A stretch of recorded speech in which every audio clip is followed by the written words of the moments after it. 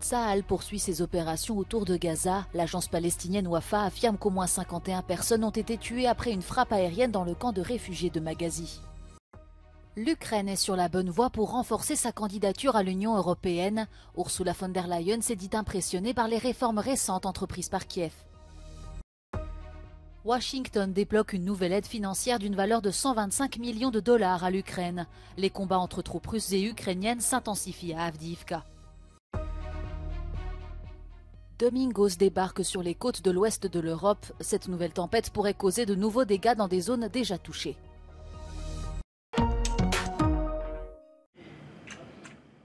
Tsahal poursuit ses opérations autour de Gaza et affirme que ses troupes sont entrées dans certains quartiers densément peuplés de la ville. Le ministre israélien de la Défense a quant à lui rappelé qu'il ne négocierait pas avec le Hamas et mis en garde le Hezbollah de ne pas faire la même erreur, sous peine de graves conséquences pour le Liban. בסיומה של המלחמה לא יהיה עוד חמאס בעזה, לא יהיה איום ביטחוני מרצועת עזה על ישראל, ולישראל יהיה חופש פעולה מוחלט לבצע כל פעולה ביטחונית שהיא תרצה כנגד כל מי שירים את ראשו בעזה. Le Hamas accuse Israël d'avoir piégé des milliers de personnes dans le nord de Gaza et de bombarder les itinéraires d'évacuation. L'agence palestinienne Wafa affirme qu'au moins 51 personnes ont été tuées après une frappe aérienne dans le camp de réfugiés de Magazi, dans le sud de Gaza. Israël est convaincu que le Hamas utilise les réfugiés et les installations médicales comme boucliers humains.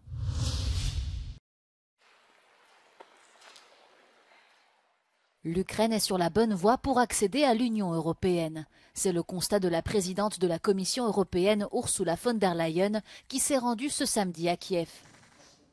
Une visite qui précède la publication du rapport d'évaluation des efforts entrepris par le pays pour rejoindre l'Europe.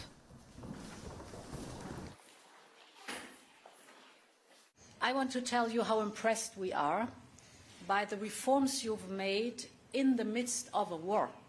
You should never forget you are fighting an existential war, and at the same time you're deeply reforming your country. Le président ukrainien a promis de continuer les réformes en suivant les recommandations émises par la Commission. Cette évaluation positive permettrait à Kiev de débloquer également une aide supplémentaire de 50 milliards d'euros jusqu'en 2027. La présidente de la Commission européenne a également révélé certains détails du 12e paquet de sanctions contre la Russie. Kiev recevra de Washington une nouvelle livraison d'armes provenant des stocks du ministère de la Défense américain. Ce plan d'aide de 125 millions de dollars comprend des roquettes HIMARS, des armes anti-chars ou encore des obus d'artillerie. La Maison-Blanche a également annoncé des livraisons d'armement moins importants afin de prolonger leur soutien à l'Ukraine jusqu'à ce que le Congrès résoudra ses problèmes et débloquera des fonds supplémentaires. La Chambre des représentants n'a pas validé la demande du président Joe Biden qui exigeait une aide d'une valeur de plus de 60 milliards de dollars à l'Ukraine ainsi que des mesures pour Israël et la Corée du Sud. L'armée ukrainienne continue quant à elle d'évacuer les civils restés à Avdiivka. Ces dernières semaines, la ville est devenue l'épicentre des combats entre troupes ukrainiennes et russes. Selon le média russe Mediazona qui collabore avec la BBC, plus de 35 000 soldats russes ont été tués depuis le début de l'invasion en 2022. 2 jours après Ciarán, une nouvelle tempête baptisée Domingos a fait éruption sur l'ouest de l'Europe. Des violents rafales de vent et des vagues immenses ont été enregistrés en Espagne et au Portugal.